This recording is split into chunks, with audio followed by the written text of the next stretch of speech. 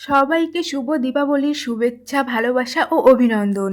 আজ তো কালী পূজা। মা কাকিমাদের থেকে ছোট থেকে শুনে আসছি আজকে নাকি 1000 বাতি দিতে হয়। 1000 বাতি বলতে আবার সবাই ভেবো না যে 1000টা বাতি, তুমি যে কটি পারবে সে কটিই দিতে পারবে।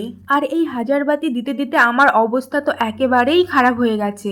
একেই তো পরেছি শাড়ি, আর তার উপর এতটা গরম। বাড়ির নিচে থেকে উপর আর উপর থেকে নিচে বাতি দিতে দিতে আমার হাল তো একেবারেই খারাপ হয়ে এসেছে।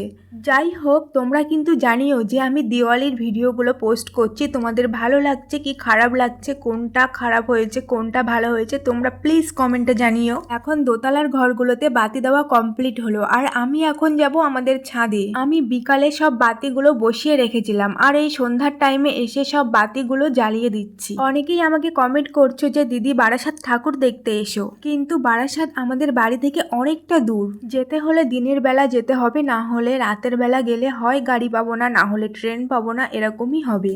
আর দিনের বেলা খুব একটা টাইম হয়ে ওঠে না। যাই হোক, তোমরা এই দিওয়ালিতে ভালোভাবে আনন্দ করো ও সবাই ভালো থেকো। এই দেখো, আমি কিন্তু বক বক করতে করতে ছাদ থেকে নিচে চলে আসলাম, আর আমার বাতি দেওয়া হয়ে গেছে। পুরো ছাদ থেকে প্রত্যেক ঘর, প্রত্যেক বারান্দা, বাইরে সব জায়গায় বাতি দিয়ে এখন চলে এসেছি রাস্তার কাছে। এখন রাস্তার সামনে কয়েকটা বাতি দেবো, তারপরে আমার বাতি দেওয়া কমপ্লিট হয়ে যাবে। পিছনে বাচ্চারা বাজি ফাটাচ্ছে, আমি বাজি ফাটাবো বলে কিছুটা বাজি এনেছিলাম, কিন্তু আমার খুব ভয় লাগছিল, সেই জন্য ছোট্ট ছোট্ট বাজি ফাটিয়ে তোমাদেরকে দেখিয়েছি কেমন লেগেছে বলো। তো আমাদের বাতি দেওয়া আপাতত কমপ্লিট, এই যে এমনটা লাগছে পুরোটাই।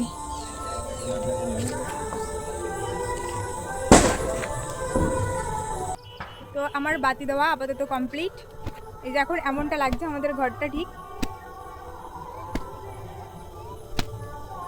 কেমন লাগছে তোমরা কমেন্টে জানিও। একদম না। এদিকে ভাই আছে, এই যে বাড়িতে বাতি দিয়েছি এইভাবে।